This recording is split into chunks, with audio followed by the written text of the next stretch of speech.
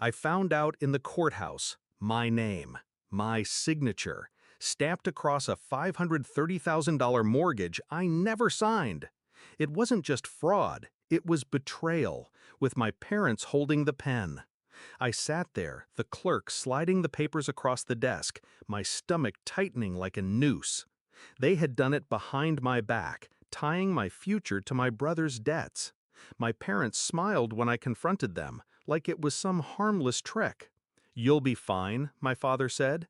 "It's family," my mother added. But in that moment, I knew. Family wasn't protection. It was the weapon they'd chosen to use against me.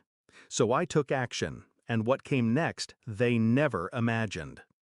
I was always the careful one, the planner, the child who saved, who built, who stayed clean while my brother chased schemes that crumbled before they began. I thought my parents saw that. I thought they respected it.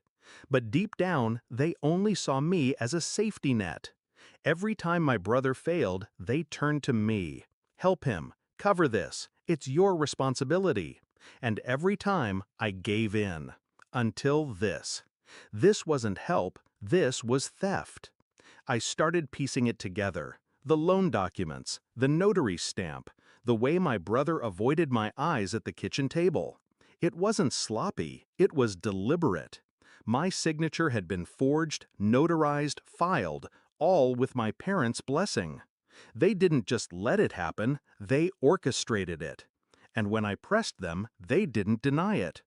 "You make more money," my father said flatly. "You can handle it."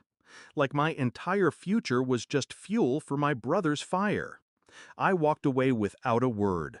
Because rage is loud. Revenge is quiet. I could have screamed, could have begged, could have threatened. But that's what they expected. Emotion, chaos, something they could twist into guilt. Instead, I chose control. I started digging. Court records, bank accounts, title transfers, every shady deal my brother and my parents had tangled themselves in.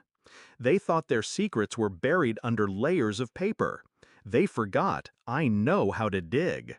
And I found everything. The late payments, the hidden debts, the false statements. Piece by piece, I built a file thick enough to crush them. Step 1, I froze the fraud. I filed a police report, attaching evidence of forgery. The officer's eyebrows rose as he read. My own parents signing me into a $500,000 noose? Step 2, I met with a lawyer. We filed motions, demanded discovery, subpoenaed bank officials. Paperwork became my weapon. Every form a bullet.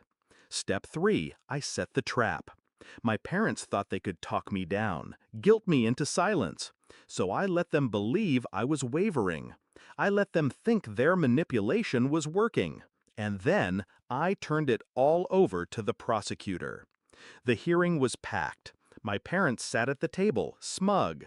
My brother slouched behind them, too arrogant to realize what was coming. They thought it was a family matter, a slap on the wrist, nothing more. Then the prosecutor opened the file I'd built. Every forged page, every transaction, every lie.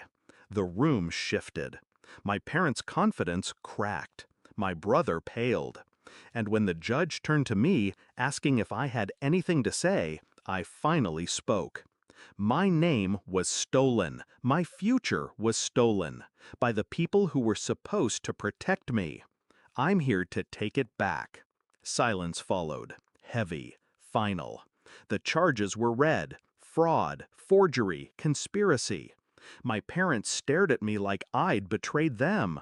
But betrayal requires loyalty first. They'd broken that long ago. The gavel fell. My brother faced foreclosure. My parents faced charges. And I, finally, faced freedom. They never expected it. They thought I would fold, as always. But I didn't fold. I documented, I prepared, I executed. And now the weight they tried to put on my shoulders is crushing theirs. I walked out of that courthouse lighter than I had in years. Family was supposed to be my foundation. Instead, it became my battlefield. And I won. They wanted me to carry their debt. Instead, I made them carry their guilt. That's the difference between them and me. They forged my name, I forged my justice.